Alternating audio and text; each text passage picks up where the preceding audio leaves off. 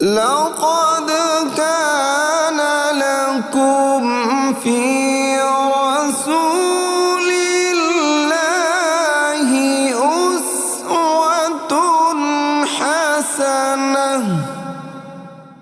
بسم اللہ الرحمن الرحیم۔ ناظرین کرام، السلام علیکم ورحمۃ اللہ وبرکاتہ۔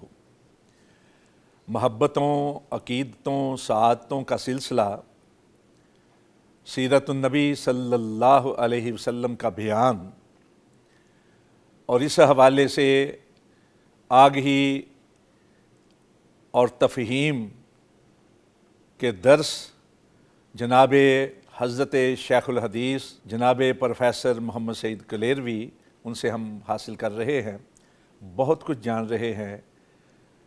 سیرت کے کئی گوشے ہمارے سامنے نمایاں ہو رہے ہیں۔ آج بھی وہ ہمارے ساتھ تشریف فرما ہے۔ سب سے پہلے تو حضرت آپ کا شکریہ۔ پچھلے پروگراموں میں ہم یہاں تک پہنچے تھے کہ صحابہ کرام رضوان اللہ علیہم اجمعین اللہ کے نبی صلی اللہ علیہ وسلم کے ساتھ ہجرت کر کے مدینہ طیبہ میں پہنچے۔ وہاں کے انصار، اوس اور خزرج کے لوگ بڑی تعداد میں مسلمان ہو چکے تھے، لیکن ایسے میں مہاجرین اور انصار آپس میں اخوت کے رشتے کے بعد معاشی طور پر مشکلات کا شکار تھے۔ منافقین جو ہیں وہ ستا رہے تھے، قریش والے بار بار یورش کر رہے تھے، حملے کر رہے تھے، سازشیں کر رہے تھے۔ مکی دور کے اندر تو ہمیں جہاد کا حکم دکھائی نہیں دیتا، قتال کا بالخصوص۔ جہاد تو ویسے سارے قتال کا، لڑائی کا، لیکن مدینہ طیبہ میں شروع کے عرصے میں بھی یہ چیز بعد میں اجازت ملی۔ تو کیا حالات تھے جن کی وجہ سے اللہ رب العزت نے جہاد کی اجازت دے دی، قتال کی؟ بڑا اچھا خوبصورت سوال آپ نے کیا ہے۔ ناظرین کرام کو میں ایک بات باور کرانا چاہتا ہوں کہ جو قتال ہے، لڑائی ہے، کچھ تو خون ہے، بلکہ اس کو جو ڈیپلی لوگ بیان کرتے ہیں وہ رسالت مآب الاسلام کو یہ سمجھتے ہیں کہ تلوار کے زور سے دین پھیلا ہے۔ اس نام کی کوئی شے نہیں۔ یہ بات سمجھ لینی چاہیے کہ رسول کریم صلی اللہ علیہ وسلم مکہ مکرمہ میں پیدا ہوئے، مکہ میں جوان ہوئے، 40 برس کے تھے جب آپ کو نبوت ملی۔ نبوت ملنے کے بعد 13 سال آپ مکہ مکرمہ میں رہے، لیکن وہاں کوئی جہاد، کوئی قتال کرنے کی اجازت نہیں، حکم ہی نہیں آیا۔ جہاد تو مطلق کرنا نا، جدوجہد، اس کا ایک حصہ قتال ہے۔ حق قتال کی میں کہہ رہا ہوں، جو اللہ جن جاہدوا فینا لنہدینہم سبلنا، وہ الگ موضوع ہے۔ کاوش کرنا دین کو پھیلانے کی اور اس کو سیکھنے کی، وہ بھی جہد ہے، جد و جہد سے، لیکن اس سے مراد ہے قتال۔ یا ایھا النبی جاہد الکفار والمنافقین واغلظ علیہم ومأواہم جہنم وبئس المصیر، یہ الگ موضوع ہے۔ تو اس کی اجازت نہیں تھی۔ مدینہ منورہ تشریف لائے تو 1 سال گزر گیا ہے، کوئی اجازت نہیں، اور اس میں کتنے معاملات آ رہے ہیں، پریشانیاں آ رہی ہیں اور ان کے حملے ہو رہے ہیں۔ لیکن دوسرا سال ہجرت کا جب آیا ہے تو پھر اللہ تعالیٰ نے نمایاں طور پہ یہ فرمایا اذن للذین یقاتلون بانہم ظلموا، کیونکہ یہ مظلوم ہے، بلکہ مظلوم تخت مشق بنے ہوئے ہیں، یا اللہ تعالیٰ نے اجازت دی ہے، فرض نہیں قرار دیا۔ تنگ آمد بجنگ آمد، پھر یہ اجازت مظلوموں کو اجازت دی گئی ہے ظلم کے خلاف۔ ظلم کے خلاف۔ اور یہ بھی ایک بات یاد رکھنی چاہیے کہ دین اسلام حملہ نہیں کرتا، دفاع کرتا ہے۔ کفر جو ہے وہ وار کرتا ہے، اسلام اس کا دفاع کرتا ہے۔ تو یہ دفاعی شکل میں اذن للذین یقاتلون بانہم ظلموا، چونکہ مظلوم ہے، بلکہ مظلوم تخت مشق بنے ہوئے اور ہیں۔ یہ بھی ہر ایک کے خلاف نہیں، صرف ظالموں کے خلاف ہے جنہوں نے ظلم کیا۔ ہاں، کیونکہ وہ ظالم ہے، یہ مظلوم ہے، لہذا ان کے سامنے کھڑا ہونے کی اجازت دی گئی۔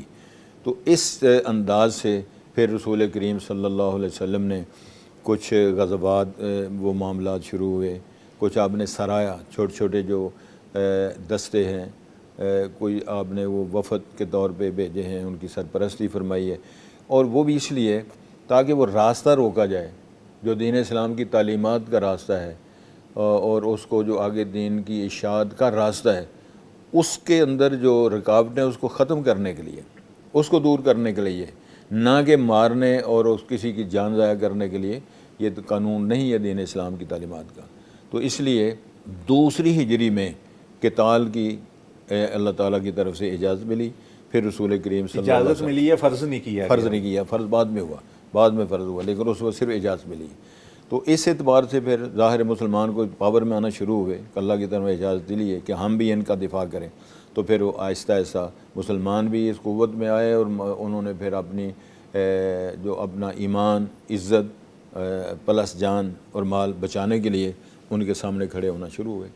اچھا حضرت، یہ جب اجازت ملی ہے تو اس کے بعد ہمیں دکھائی دیتا ہے سیرت کے اندر غزوات و سرایا، کبھی سریہ ہو رہا ہے، کبھی غزوہ ہو رہا ہے، تو ایک تو ہمیں یہ بتائیں کہ غزوہ اور سریہ میں فرق کیا ہے؟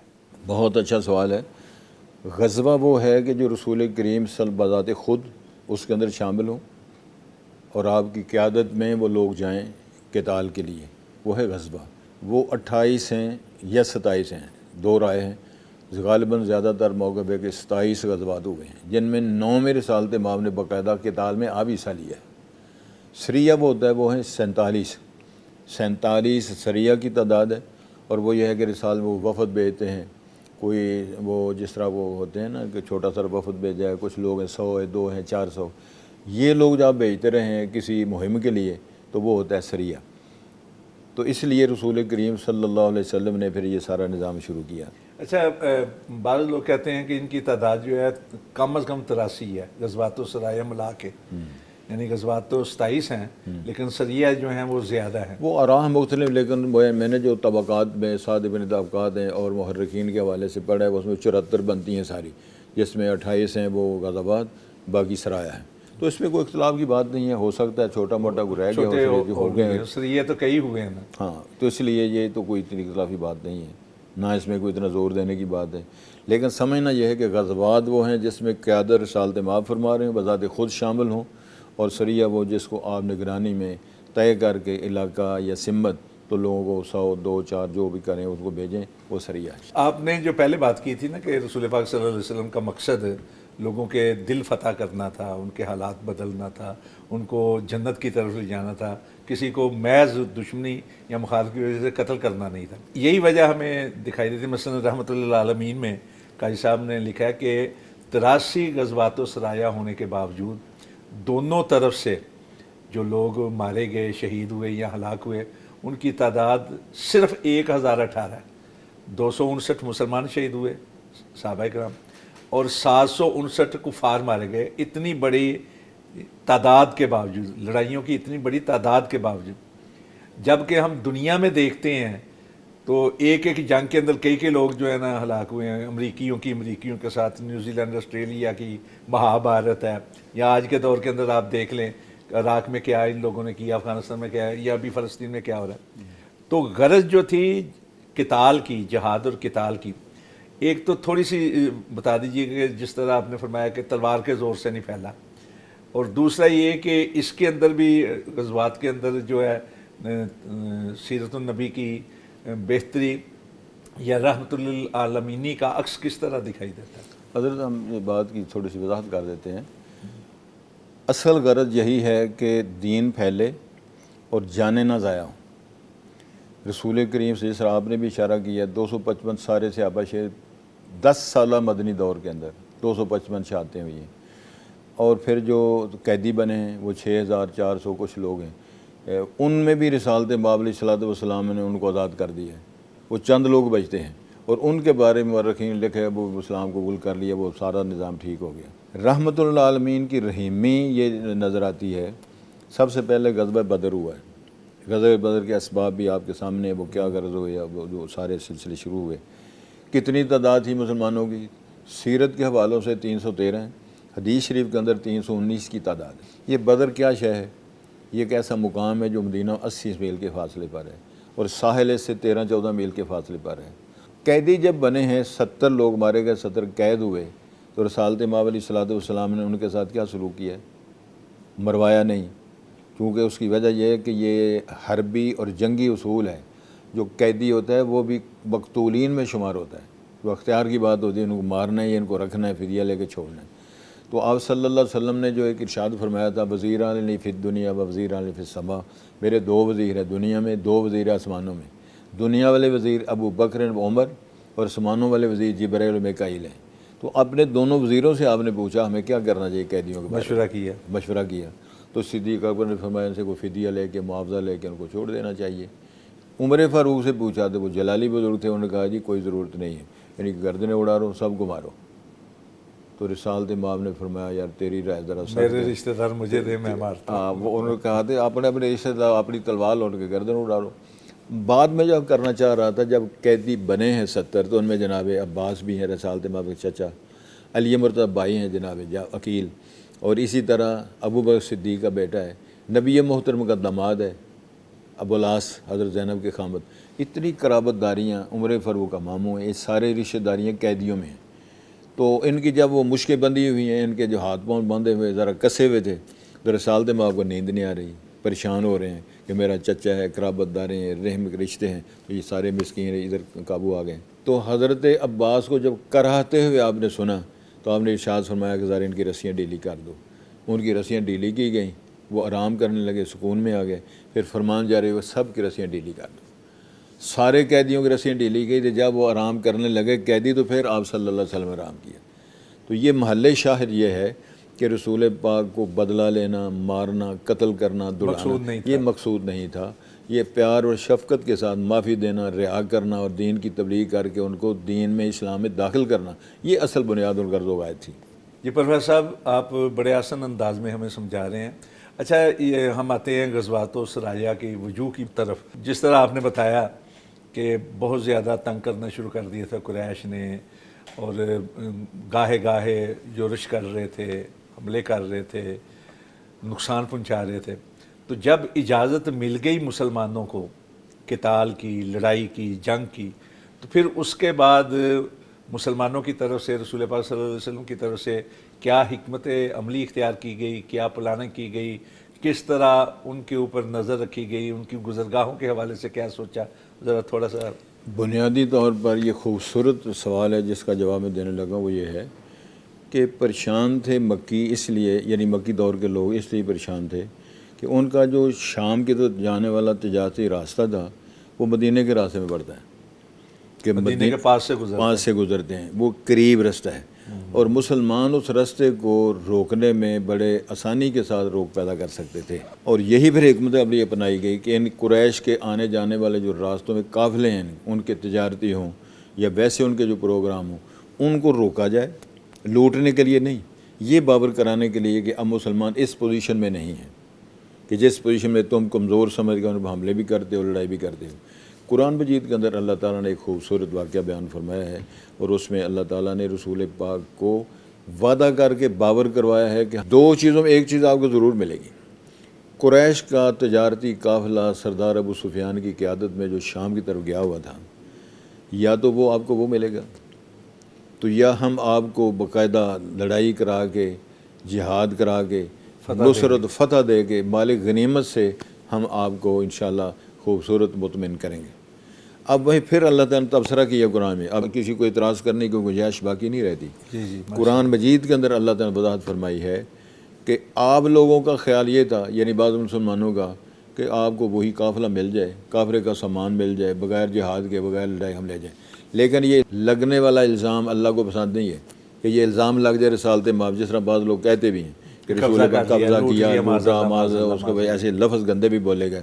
قطعاً یہ بات نہیں ہے، اللہ تعالیٰ کی پلاننگ ہے، اللہ تعالیٰ پہ بات سے تبصرہ کرو۔ قرآن مجید کی آیات ہیں، میں جو آج اشارہ کیا ہے، رسول پاک کو فرمان جاری کیا کہ ان دونوں میں آپ پریشان نہ ہوں، آپ کو ایک چیز ضرور ملے گی۔ پھر تبصرہ کیا ہے کہ کون سی چیز آپ پسند کر رہے تھے اور میں کیا پسند کر رہا تھا، تاکہ الزام بھی نہ آئے، مال غنیمت بھی ملے، فتح نصرت بھی آپ کو ملے، آپ کا وقار بھی بحال ہو۔ اس پلان کے تحت اللہ تعالیٰ نے وہ رسالت مآب سے فرمایا کہ وہ جو قافلہ ہے اس کا راستہ روکیں۔ اب سچی بات یہ ہے کہ اللہ تعالیٰ کے پاس سارے معاملات ہیں، جب یہ سارا قافلہ روکنے کے لیے نکلتے ہیں تو ظاہر جاسوسی کا نام فریقین کی طرف سے ہوتا، بندے بھیجے ہوئے تھے پتہ کرو کون کدھر جا رہا ہے، کدھر آ، جو اس دور کا جو نظام تھا۔ سردار ابو سفیان پتہ چلا تو وہ ساحلی علاقہ انہوں نے کر کے راستہ بدل کے وہ سلامتی کے ساتھ مکے پہنچ گئے۔ پروفیسر صاحب، ہم آپ سے جانیں گے، لیکن ہماری ایک مجبوری ہے۔ ناظرین کرام، یہاں وقت ہوا ایک چھوٹے سے وقفے کا۔ لقد كان لكم في رسول الله أسوة حسنة لقد كان لكم في رسول الله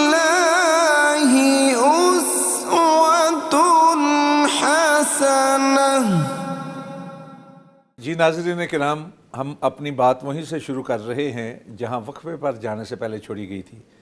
ہمارے مربی، ہمارے استاد جناب شیخ الحدیث محمد سعید کلیروی بڑے آسان انداز میں ہمیں بتا رہے تھے کہ غزوات کی وجوہ کیا تھیں اور کیا پلاننگ اور حکمت عملی اختیار کی تھی اللہ کے نبی صلی اللہ علیہ وسلم نے اور آپ کے صحابہ نے۔ جی تو بعد میں عرض کر رہا تھا، یہ اللہ تعالیٰ کے ارشاد فرمان کے مطابق رسول پاک ساتھیوں کو لے کر تو جب نکلتے ہیں تو وہ قافلہ سلامتی کے ساتھ واپس چلا گیا۔ اب وہیں سے اللہ تعالیٰ کی رہنمائی کے مطابق واپس بدر کے مقام پہ آئے، تو اتنے میں ان کو جب پتہ چلا کہ یہ ہمارا راستہ روکنے لگے، محمد صاحب سے ہم نکلے ہوئے ہیں، ہم ان کو نہیں چھوڑیں گے۔ کتنے لوگوں نے ان سے کہا بھی کہ وہ جان چھوٹ گئی آپ کی، آپ کا قافلہ سلامتی پہنچ گیا ہے، اب وہاں جانے کی ضرورت کیا ہے؟ لیکن وہ ان کے تکبر اور فخر اور ظلم ان پہ سوار تھا۔ انہوں نے کہا جی ہم ان کو گھر جا کے ماریں گے۔ اصل پلاننگ اللہ کی تھی، یہ ادھر رسالت مآب کو نکالا ہے تو شیطان بھی ان کے ساتھ تھا کہ چلو جی نکلو۔ اب میں ایک بابر بات کرانا چاہتا ہوں، اس وقت گھر سے وہ نکلیں 1500 کی تعداد میں، 1500 کی تعداد میں مشرک عرب قریش نکلے ہیں رسالت مآب کو یہ بابر کرانے کے لیے تم نے ہمارا راستہ کیوں روکا ہے؟ لیکن بدر تک پہنچتے پہنچتے وہ 950 تک، 1000 تک 950 تک رہ گئے، کیونکہ کسی نے ان کو شرم دلائی، کسی نے کہا کدھر جا رہے ہو، آپ لوگوں کو مارنے کے لیے، مقصد کوئی نہیں ہے لڑائی کا، لیکن وہ پہنچ جاتے ہیں۔ ادھر رسول کریم کے ساتھ کتنے لوگ ہیں، اور عجیب بات ہے کہ ان کے ساتھ صرف 6 تلواریں ہیں یا 8 تلواریں ہیں، کچھ زرے ہیں اور 70 اونٹ ہیں اور 2 گھوڑے ہیں، صرف 2 گھوڑے ہیں۔ زبیر کے پاس ہے، مقداد کے پاس 2 گھوڑے۔ اندازہ فرما سکتے ہیں اتنے بڑے لشکر کے ساتھ کس طرح لڑائی ہو سکتی ہے، کس طرح جہاد ہو سکتا ہے۔ لیکن آفرین ہے ان صحابہ کرام پہ کہ جو اللہ تعالیٰ کی عظمت کو سلام کرتے ہوئے، رسول ماں کی اطاعت کرتے ہوئے وہ آپ آ گئے۔ اب پھر وہاں کچھ باتیں ایسی ہیں، وہ انشاءاللہ جب غزوہ بدر کے حوالے سے آئیں گے تو انشاءاللہ جانیں گے آپ سے۔ آپ نے جس طرح فرمایا کہ مسلمانوں نے جو حکمت عملی اختیار کی تھی وہ بامر مجبوری اختیار کی تھی اور ان کے مقابلے میں کی تھی۔ اب یہی دیکھ لیجئے کہ غزوہ بدر سے پہلے جو اس کی وجوہ بنی غزوہ بدر ہونے کی کہ جو حکم دیا کہ قافلے روک لیں، اس سے پہلے قرظ بن جابر فہری جو ہے وہ اپنے ساتھیوں کے ساتھ آیا، آ کے مسلمانوں کے مویشی چرا کے لے گیا، اس طرح کی حرکتیں کی۔ جو مسلمان وہاں ہوتے تھے مکہ میں ان کی جائیدادیں ضبط کر لی جاتی تھیں۔ یہاں بار بار آ کے کوشش کی جاتی تھی کہ یہودی اور منافقین جو ہیں ان کو کھانے پینے کا سامان نہ دیں، تو ایسے میں جب اجازت ہوئی تو قافلے روکنے کی حد تک تھی۔ جو اس سلسلے میں قافلے روکنے کی حد تک یا ان کی نگرانی یا ان کے قافلوں کے اوپر نظر رکھنے کے حوالے سے جو واقعات ہیں ان کے بارے میں تھوڑا سا ہمیں بتائیے گا۔ وہ اس میں کچھ غزوات ہوئے ہیں، کچھ سرایا ہوئے ہیں۔ رسول کریم صلی اللہ اپنی خود قیادت میں کبھی 200 بندے ساتھ ہیں، کبھی کسی مقام پر پہنچ جاتے ہیں، کبھی وہ جس طرح کے وہ شہرہ اور نجد کے علاقے کی بات ہے، تو یہ وہ صرف قافلوں پر نظر رکھنے کے لیے، وہ الگ قافلہ ہے، وہ الگ قافلہ ہے۔ پتہ چلتا قافلہ آ رہا ہے تو جب آپ وہاں پہنچتے تو پتہ چلا کہ وہ قافلہ تو یہ ذوالحجہ شہرہ والا جو ہے یہ سریہ تھا، غزوہ تھا، یا اسی طرح خلرار والا؟ یہ غزوے ہیں سارے، یہ غزوات ہیں۔ رسول پاک ساتھ تھے، کسی میں 200 تعداد ہے، کسی میں 250 تعداد ہے، تو یہ صرف جب پہنچتے رہے تو وہاں پتہ چلتا رہا کہ وہ تو قافلہ تو چلا گیا ہے۔ مقصد یہ تھا کہ یہ بابر کروانا کہ ہم بھی ان کا راستہ روکیں تاکہ ان کو پتہ چلے کہ مسلمان اب اس پوزیشن میں نہیں ہیں، اللہ تعالیٰ کی طرف سے ان کو اجازت ملی ہوئی ہے تاکہ وہ بھی اپنا دفاع کر سکیں۔ لیکن وہ باقاعدہ ہوشیار ہو گئے تھے، چکنے ہو گئے تھے کہ اب مسلمان اس پوزیشن میں ہیں کہ ہمارے راستے بھی روک لیں، اسی لیے انہوں نے پھر آگے وہ منصوبے بنایا، ہم ان کو لڑیں گے، ماریں گے، ان کو ایسا کریں گے، کیونکہ اس پوزیشن میں اب وہ واضح ہو رہے ہیں، اب وہ دباؤ سے نکل رہے ہیں۔ تو اللہ تعالیٰ کی طرف سے یہ اجازت تھی، جب رسالت مآب ساتھ چل رہے ہیں تو وہ اللہ تعالیٰ کی مرضی کے بغیر تو نہیں نکل رہے ہیں۔ وہ جو چھوٹے چھوٹے غزوات، چھوٹے چھوٹے سرایا ہوئے ہیں، وہ صرف راستے روکنے کے لیے یا ان قافلوں کا پتہ کرنے کے لیے کہاں تک پہنچے ہیں، لیکن مقابلہ کسی کے ساتھ نہیں ہوا، نہ لڑائی ہوئی ہے، نہ کچھ تو خون ہوا ہے، تو صرف یہ ان کو پھر پتہ چلتا رہے کہ یہ رسول کریم صلی اللہ علیہ وسلم آئے تھے اور وہ انہوں نے راستہ روکا ہے۔ اچھا، سریے جو ہوئے ہیں وہ بھی زیادہ تر میرا خیال ہے اسی دور میں ہوئے ہیں، اور زیادہ تر یہی تھی کہ جو ان کے آنے جانے والے لوگ ہیں ان پہ نظر رکھی نہیں ادھر بھی ہوئے ہیں، پھر وہ تو 7 ہجری میں ہوئے ہیں، اس کے بعد ہوئے تھے، ذرا اثرات ہوتے رہے ہیں، وہ تو ریاست میں چھوٹے چھوٹے وفد بھیجتے رہے ہیں، اس کے کوئی لیکن بدر کے واقعے سے پہلے 5-7 ہو چکے تھے، ہو چکے سریب ہو چکے تھے، اور ان کے جو غزوات بھی ہو کبھی چکے تھے۔ طائف کی طرف بھیجا جا رہا ہے، کبھی کسی طرف بھیجا جا رہا ہے لوگوں کو۔ ظاہر ہے اللہ رسول کے حکم سے ہو رہا تھا، لیکن ہوئے ہیں، اس میں غزوات بھی ہوئے ہیں، اس میں سرایا بھی ہوئے ہیں۔ تو اصل غرض تو یہی تھی کہ تاکہ ان کو بھی چکنا کیا جائے کہ اب آپ جو جس طرح ظالمانہ آپ طریقہ اپنایا ہوا ہے مسلمانوں کے خلاف، اب مسلمان بھی ہوشیار ہیں، آپ کا وہ بھی راستہ روکیں گے۔ اچھا، جب ہم سیرت کا مطالعہ کرتے ہیں تو ایک بدر صغریٰ ہے، ایک بدر کبریٰ ہے۔ تو بدر کبریٰ تو وہی ہے نا جس کو ہم غزوہ بدر عمومی طور پر کہتے ہیں۔ تو یہ پہلا معرکہ ہے خیر و شر ہے جس میں باقاعدہ مقابلہ ہوا ہے۔ ہاں جی، ورنہ سریے جو ہے اکثر ان میں مقابلہ نہیں ہوا ہے۔ نہ اس میں قتال نہیں ہوا۔ یہ جس کو قرآن مجید کا یوم الفرقان کہا گیا ہے اور بدر کبریٰ کہا گیا ہے، تو یہ جو ہے اس کے اندر باقاعدہ قتال ہوا ہے، چونکہ اس میں 14 مسلمان شہید ہوئے ہیں، 70 کافر مارے گئے ہیں، 70 گرفتار ہوئے، یہ ہے بدر۔ مسلمان بھی شہید ہوئے تھے 14 مسلمان اچھا، اس تفصیل اس کی واقعے کی آپ بیان کر رہے تھے۔ یہ جو وہ غزوہ بدر ہے نا، غزوہ بدر ہے، غزوہ بدر میں 8 انصار شہید ہوئے، 6 مہاجر، ہاں جی مہاجر، وہ انصار، تو یہ 14 تعداد تھی صحابہ کرام کے جو شہید ہوئے۔ لیکن مد مقابل جو تھے مسکین، وہ 70 گرفتار ہو گئے، 70 مارے گئے، اور بڑے صنادید قریش، بڑے بڑے سردار اس کے اندر مارے گئے، جس طرح ابو جہل بھی ہے اور بڑے بڑے اور لوگ بھی مارے گئے۔ تو اس واقعے کی تھوڑی سی تفصیل یہ ہے کہ اب پریشانی مسلمانوں کو یہ ہے کہ تعداد بھی تھوڑی ہے، تو پلس یہ ہے کہ وہ قوت کتنی بڑی ہے جس کا مقابلہ کرنا ہے۔ تو جہاں پڑاؤ ڈالا ہوا ہے رسالت مآب صلی اللہ علیہ وسلم نے جا کے، وہ جس علاقے میں وہاں کنواں تھا، وہ بدر جو میں کہہ رہا ہوں، وہ بدر بن حارث نامی، کنواں تھا اصل میں۔ بدر بن حارث نامی نے کنواں بنایا ہوا تھا جس کے نام پہ بدر ہے۔ اچھا اچھا، بدر بن حارث نامی تھا، یا بدر بن کلدہ، یعنی آدمی تھا، اس نے کنواں بنایا تھا، کنواں اس کے نام پہ منسوب تھا۔ میں یہ عرض کر دیتا ہوں، بدر بن حارث یا بدر بن کلدہ، یہ 2 بندوں کی بات ہے۔ پہلا بدر ہی ہے، یا بن حارث ہے یا بن کلدہ ہے، اس نے کنواں بنایا تھا، اس کنویں کے نام پر یہ بدر، چونکہ اس کا نام تھا تو یہ علاقہ، پہلے وہ کنواں بنا، پھر وہ علاقہ بنا، پھر وہ مقام بنا، اس اعتبار سے ہے بدر۔ تو اس مقام پہ جب آپ نے ادھر کنویں والی جگہ پر جب ڈیرا لگایا تو یہ ریتلی زمین تھی، ادھر ریت ہے، نشیب ہے۔ جس وقت کافروں نے ڈیرا لگایا ہوا ہے وہ چکنی اور بلند اور پکی زمین ہے۔ اب پریشانی یہ ہے کہ رسول کریم صلی اللہ علیہ وسلم نے باقاعدہ وہ جو اپنا وہ شیڈ بنایا ہوا تھا یا جو خیمہ لگایا ہوا تھا، اس کے پہرے دار جناب ابو صدیق تھے رضی اللہ تعالیٰ عنہ۔ تو رسول کریم صلی اللہ علیہ وسلم دعا فرما رہے ہیں، اللہ اگر تیرا یہ پروگرام ہے کہ دنیا میں تیری عبادت نہ کی جائے تو پھر ٹھیک ہے، عبادت نہ کریے، غریب آئے ہیں مارے جائیں گے، فارغ ہو جائیں گے، لیکن اگر تیرا یہ پروگرام ہے کہ دنیا میں تیری ہی عبادت کی جائے تو پھر ان کی مدد فرما۔ تو یہ اتنا ہاتھ بلند کر کے رسالت مآب دعا کر رہے تھے صلی اللہ علیہ وسلم کہ آپ کے کندھے سے چادر بھی گر گئی۔ ابو صدیق نے جب وہ چادر اٹھا کے کندھے پہ رکھی اور فرمایا کہ مجھے یقین ہو گیا ہے کہ اللہ تعالیٰ نے آپ کی دعا کو قبول فرما لی ہے۔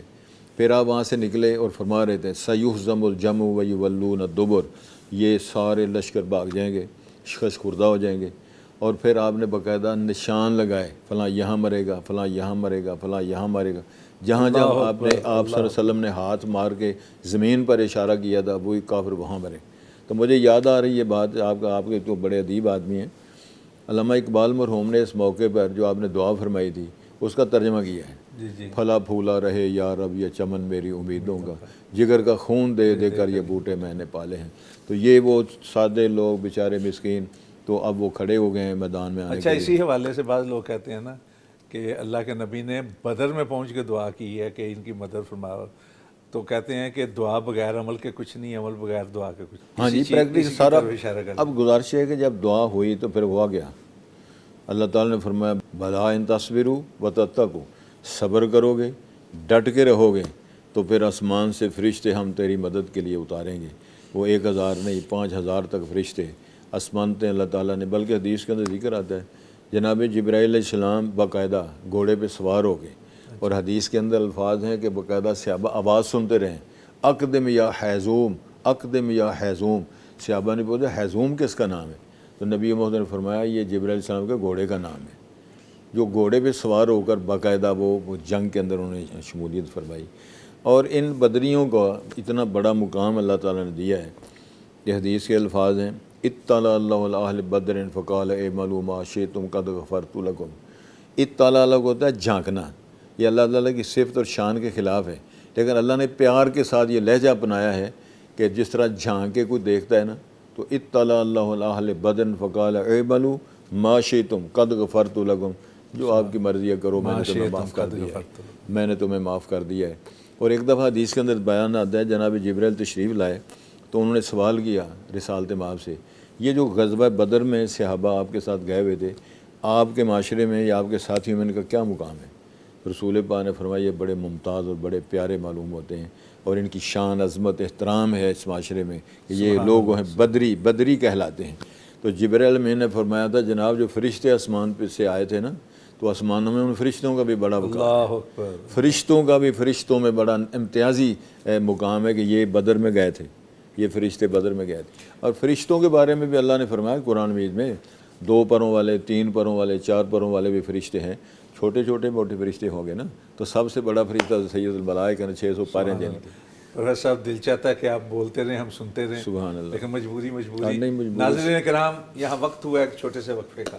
لقد كان لكم في رسول الله أسوة حسنة لقد كان لكم في رسول الله أسوة حسنة. ویلکم بیک ناظرین، ہم اپنی بات وہیں سے شروع کر رہے ہیں جہاں وقفے پر جانے سے پہلے چھوڑی تھی. جی آپ بتا رہے تھے فرشتوں کے حوالے سے کہ ان کی بھی ہمیں شان اوپر بڑی ہے جنہوں نے بدر میں شرکت کی، اور اسی طرح مسلمانوں میں جو بدری ہیں ان کے لیے بھی اللہ رب العزت نے اعلان عام کر دیا کہ اب تم چاہے کچھ بھی کرو اللہ تمہیں معاف ہی معاف کرے گا، یعنی بخشش ہی بخشش ہے. تو وہ تو ایک قسم کا اللہ رب العزت نے یہ بتا دیا تھا نا کہ یہ لوگ اتنے پکے ہیں ایمانی کیفیت میں کہ ان سے کوئی غلطی یعنی جان بوجھ کے نہیں ہونے کی. اللہ کے علم میں ہے. اس معاملے میں بھی جب کہ پہلا مارکا تھا، سامنے تعداد بہت زیادہ ہے، اور تعداد صرف تعداد میں زیادہ نہیں بلکہ آلات حرب بھی ان کے پاس ہیں، تیز رفتار گھوڑے بھی ہیں، اور اس طرف یہ صورت حالات ہے کہ کسی کے پاس تلوار نہیں، تلوار ہے تو دستہ نہیں، ٹوٹی ہوئی ہے، نیزے چھڑیاں نہیں ہیں، حتیٰ کہ چھڑی بھی پوری نہیں ہے کسی کے پاس، اور سفید ریش بوڑھے ہیں، ہجرتوں کا بوجھ اٹھائے ہوئے مہاجرین ہیں، مہاجروں کا بوجھ اٹھائے ہوئے انصار ہیں، چھوٹے چھوٹے بچے ہیں، جویڑیاں اٹھا کر. یہ کیا کیفیت تھی ایمانی کہ جس کی وجہ سے وہ جا کے سامنے کھڑے ہو گئے؟ ماشاءاللہ آپ نے بہت خوبصورت نقشہ کھینچا ہے. اصل میں یہ قوت ایمانی تھی، اور وہ سمجھ رہے تھے کہ ہماری اس کاوش میں جو اللہ تعالیٰ کی طرف سے اور رسول پاک کی محبتوں کی وجہ سے میدان میں آنا ہے، تو یہ وہ کارنامہ ہے، یہ وہ جہاد ہے کہ جس سے اللہ راضی ہو جائے گا. اللہ کی رضوان کے حصول کے لیے، اور اس کے بدلے میں اللہ کی رضوان کے بدلے میں آگے ملنے والی جنتوں میں، اور وہ وَلَكُمْ فِيهَا مَا تَشْتَهِي أَنفُسُكُمْ وَلَكُمْ فِيهَا مَا تَدَّعُونَ، یہ نقشہ رکھے ہوئے ہیں. رانا صاحب آج میں غور فرمائیں، جب وہ صف میں کھڑے ہیں تو اللہ تعالیٰ نے بڑا عجیب ایک نقشہ پیش کیا ہے. قرآن مجید اس کی تصویر کشی کرتا ہے کہ ان پہ نیند وہ آ رہی ہے. اندازہ فرمایا کہ ایمانی قوت اتنی مضبوط ہے کہ لڑائی کا حرب کا نقشہ ہو، اس پر غلبہ ہو تو نیند کا آتی ہے؟ نیند تو آتی نہیں. یہ سکینت کی ایک کیفیت ہے، یہ نیندیں اڑ جاتی ہیں. ہاں، محاورہ کہ نیند اڑ گئی، نیند اڑ گئی. اللہ تعالیٰ نے نیندیں اڑا کے طمانینت نازل فرما دی. یہ کیفیت کا آپ نے سوال، کیفیت کیا تھی؟ ایسی لو لگی ہوئی ہے، پرواہ نہیں کسی چیز کی. پھر اللہ تعالیٰ نے اس خواب میں یا نیند میں نقشہ پیش کیا ہے. کیا نقشہ پیش کیا ہے؟ کہ وہ تعداد میں تو آپ نے جتنے نظر آ رہے ہیں، یہ 313 ہیں، وہ 9,500 کے قریب ہے، وہ تھوڑے نظر آ رہے ہیں. اچھا، ان کو تھوڑے نظر آ رہے ہیں، یہ تو اتنے کوئی مسئلہ شیر نہیں. کے بارے میں کہتے ہیں نا کہ وہ اس لیے حملہ کر دیتا ہے کہ اس کو چھوٹا نظر آتا ہے. ادھر مسئلہ یہ ہو رہا ہے، اور ان کو یہ وہ تو ہیں ہی تھوڑے، تاکہ وہ بھی نہ بھاگیں. اور لطف کی بات یہ ہے کہ شیطان بھی برقرار ہے، شیطان بھی میدان میں آیا ہوا ہے، اچھا، شیطان بھی باقاعدہ بذات خود تھا وہاں. وہ بذات خود تشریف لایا ہوا تھا بکواس کرنے کے لیے اور لڑانے کے لیے. لیکن جب فرشتے آئے، بھڑکانے کے لیے. جب حدیث شریف کے بیان ہے جب جبرائیل تشریف لائے اور فرشتے آئے تو ظاہر ہے جب اس نے پہچانا تو کہتا کیا ہے، انی اخاف اللہ رب العالمین، انی اخاف اللہ رب العالمین. یہ اس نے باقاعدہ قرآن حوالہ دی ہے. وہ چھڑا کے نا ہاتھ کہ نکل رہا ہے. اصل وجہ کیا تھی؟ ابو لہب خود نہیں آیا، ابو لہب نے اپنا نمائندہ بھیجا ہوا تھا. اچھا. اور کچھ لوگ کہہ رہے تھے کہ یہ چودھری خود کیوں نہیں آیا. تو بعض سیرت نگاروں نے لکھا ہے کہ وہ ابو جہل کی شکل بن کے آیا تھا، ابو لہب کی. ابو لہب کی شکل بن کے آیا تھا تاکہ لوگوں کو پتہ لگے کہ چودھری صاحب آ گئے ہیں، وہ خود آئے ہوئے ہیں. لیکن جب فرشتے دیکھے تو آ چھڑا کے بھاگ گیا. بھائی چلو اب مرو، تم مارنے کے لیے تمہاری ٹیم آ گئی ہے. تو گزارش یہ ہے کہ یہ کیفیت یہ تھی کہ ایمان طمانیت میں وہ شرابور ہیں. اللہ تعالیٰ نے مدد فرمائی، طمانیت نازل فرمائی، ان کے سکون نازل فرمایا. وہ جمے ہوئے ہیں باقاعدہ دل جمی کے لیے، اور وہ ایمان کا اور قوت کا پہاڑ بن کر فیس کر رہے ہیں ان کو. اور اس میں ایک دو باتیں میں عرض کروں. ان حالات میں جب یہ قافلہ ادھر رسالت مآب کا دستہ اور ان کے آگے ہیں تو یہ تھوڑا سا اسیس کرنے کے لیے وہ کتنی ٹیم ہو سکتی ہے. تو مکی لشکر کے 2 بندے پکڑے گئے، وہ لے تو صحابہ کرام نے سے پوچھنا شروع کیا کتنے لوگ ہو، کیا کرتے ہو. انہوں نے کچھ بجائے رسالت مآب پر نفل پڑھ رہے تھے. تو جب وہ بات کرتے ہیں، صحیح بات کرتے ہیں تو ان کو کٹائی کرتے ہیں. تم کیا ہے بتاؤ. تو جب انہوں نے غلط بات کی تو چھوڑ دیا، صحیح بات کرتے مارتے رہے. یہ دریافت کرنے کے لیے جاسوسی کا ایک پروگرام ہوتا ہے. تو رسالت مآب نے فرمایا چھوڑو ان کو، جب وہ صحیح بات کرتے ہیں تو ان کو کٹائی کرتے ہو. رسالت مآب اب تفتیش بدل گئی نا. جب وہ نہیں سمجھتے تفتیش بڑے اعلیٰ افسر کے پاس آ گئی. رسالت مآب یہ نہیں پوچھا کہ تم کتنے لوگ ہو، کہاں ہو، کیا کرتے ہو. آپ نے پوچھا تم اونٹ کتنے ذبح کرتے ہو. سبحان اللہ، سبحان اللہ. تو یہ ایک عربوں میں معروف بات تھی. کیا بصیرت کی انتہا ہے. رسالت مآب علیہ السلام نے پوچھا تھا چھوڑو ان باتوں، یار تم کتنے میں چھوڑو، تم یہ صرف بتاؤ اونٹ کتنے ذبح کرتے ہو. تو وہ کہتے ہیں کبھی 9 کرتے ہیں، کبھی 10. آپ نے فرمایا جاؤ یہ 900 سے 1000 تک ہیں، کیونکہ 100 کے لیے ایک اونٹ اس دور میں حلال کیا جاتا، ذبح کیا جاتا، جس کا گوشت کافی ہوتا. تو رسالت مآب نے اسیس کیا کہ ان کے پاس گھوڑے تھے، اسلحہ تھا، سارا نظام تھا. تو اس لیے رسول کریم صلی اللہ علیہ وسلم نے یہ بھی اندازہ کر لیا کہ وہ تعداد کتنی ہے اور عدد تعداد کتنی ہے. تو اس کے باوجود رسالت مآب سالار اعظم سمیت صحابہ کرام کو بے سر و سمانی کی حالت میں بھی طمانیت اور سکون اور ایمان کی حالت میں باقاعدہ ڈٹ کے کھڑے. خود گئے ہیں نا. دیکھیں 2 بچوں کا واقعہ ہے، ایک دوسرے سے مقابلہ کرتے ہوئے کشتیاں لڑائے، یہ واقعات بھی بیان. اچھا، اس میں ایک اور ایمان افروز واقعہ ابو جہل کے قتل کا. میں عرض کرتا ہوں حضرت عبد الرحمن عوف بیان فرماتے ہیں رضی اللہ عنہ. حضرت عبد الرحمن اشرف صحابہ میں سے ہیں اس دور کے، جب اللہ تعالیٰ نے حالات بدلے تو کروڑ پتی صحابہ میں شمار ہوتے تھے. یہ فرماتے ہیں جب سب بندی ہو گئی تو میں نے دیکھا میرے دائیں بائیں 2 لڑکے کھڑے ہیں، بچے معوذ اور معاذ. تو میں نے سوچا دونوں بھائی تھے کہ یا ویسے ہی بھائی ہیں، کچھ لوگ کزن ہیں. ہاں کزن. تو عبد الرحمن عوف فرماتے ہیں کہ میں نے سوچا کوئی مضبوط آدمی ہوتا، جوان ہوتا، جو اگر اس صورت پیدا میری مدد کرتا. میں سوچ ہی رہا تھا اب میں لڑوں گا یا ان کو بچاؤں گا. ہاں جی، یا کیا کریں گے. وہ دونوں میرے پاس آ کہنے لگے یا عمے این ابا جہل، اے چچا جان بتاؤ ابو جہل کہاں ہے. میں نے پوچھا آپ کو کیا کام ہے اسے.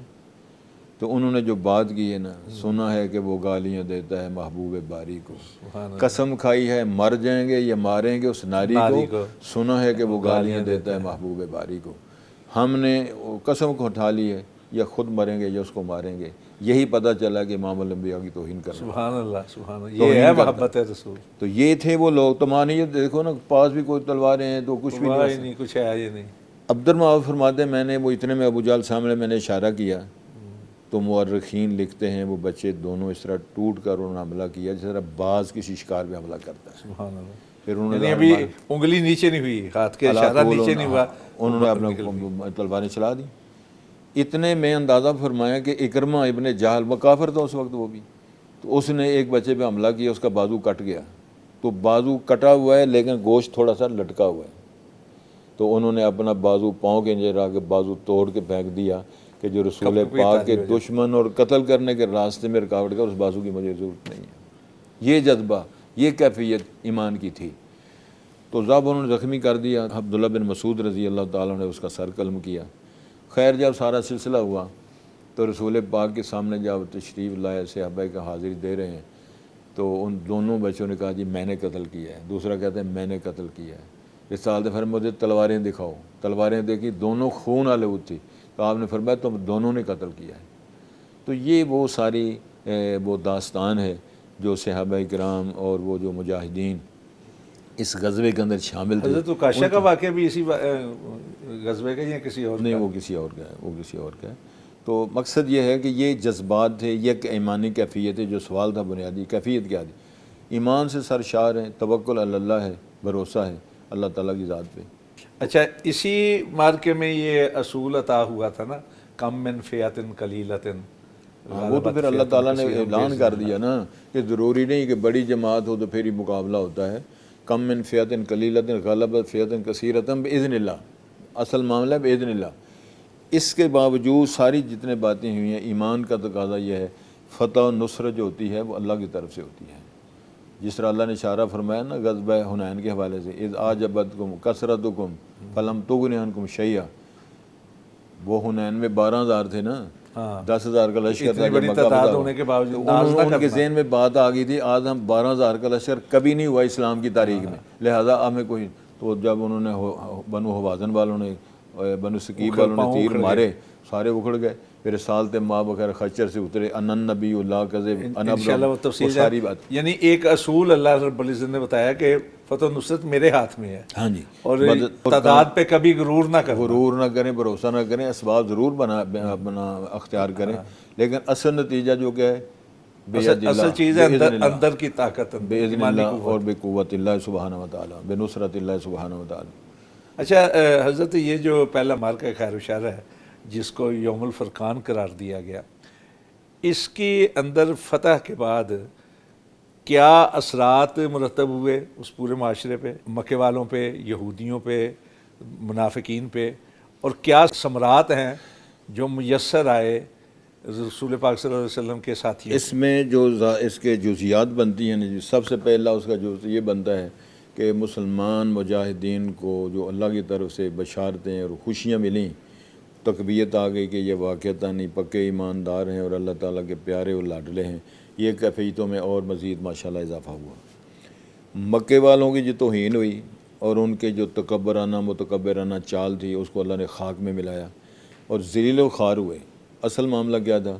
کچھ تو ادھر مار کھائی، فرشتوں نے مارا، کچھ وہ ان کے ساتھ رواج تھا کہ جو شعراء ہوتے تھے، خواتین ہوتی تھیں، خواتین نے بھی ان کی بےزتی کی، تم نے میرا بھی مروایا ہے، تو میرا بھی مروایا ہے، تم لے گئے تھے ادھر، تانے بھی کیے، شاعروں نے شعراء شعر پڑھ پڑھ کے ان کی مت ماری، ان پہ اثرات یہ مرتب ہوئے۔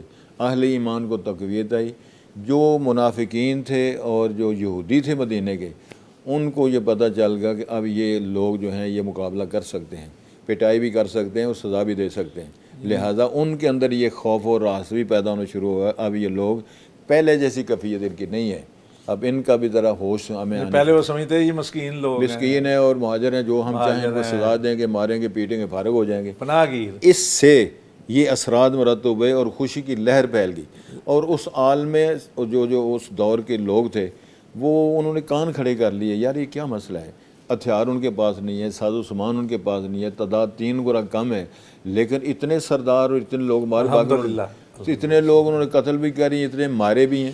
پھر وہ وہ کیا ہوتا ہے، اس کو دے کے جو دینا ان کا کفایا، کیا فدیہ دے کے، فدیہ دے کر انہوں نے جان چھڑائی، تو یہ بھی ایک اثرات دینے کے لیے فدیہ بھی نہیں تھا، فدیہ نہیں تھا، اور ان کو وہ الگ موضوع ہے، لہٰذا یہ اثرات مرتب ہوئے۔ شکریہ آپ کا۔ ناظرین کرام، آپ نے دیکھا کہ حضرت شیخ الحدیث مولانا محمد سعید کلیروی نے سیرت النبی صلی اللہ علیہ وسلم کے واقعات کس خوب انداز میں اور دل نشیں پیرائے میں ہمارے سامنے رکھے۔ غزوہ بدر کی بات ہو رہی تھی کہ غزوہ بدر کے ثمرات یہ حاصل ہوئے اور یہ اثرات مرتب ہوئے اس ماحول پر کہ یہودی اور منافقین جو مسلمانوں کے بارے میں عجیب تصور لیے ہوئے تھے، یکسر بدل گیا۔ ایک طاقت کی صورت میں ابری جماعت مسلمین، صحابہ اکرام کی جماعت، اور پھر اسی نے یہ بتایا کہ اللہ کی مدد شامل حال ہو، اور اللہ کے لیے جب سینہ تان کے کھڑا ہو جائے مسلمان تو دنیا کی کوئی طاقت اسے دبا نہیں سکتی۔ فضائے بدر پیدا کر، فرشتے تیری نصرت کو اتر سکتے ہیں گردوں سے قطار اندر قطار۔ اب بھی ہمارے پروگرام کا وقت ختم ہوا چاہتا ہے، اجازت دیجیے آئندہ پروگرام میں پھر اور جہتوں کے ساتھ ہم آپ کے سامنے آئیں گے اور حضرت پروفیسر صاحب سے سیرت النبی کے مختلف گوشوں سے رہنمائی حاصل کریں گے۔ السلام علیکم ورحمۃ اللہ وبرکاتہ۔ لقد كان لكم في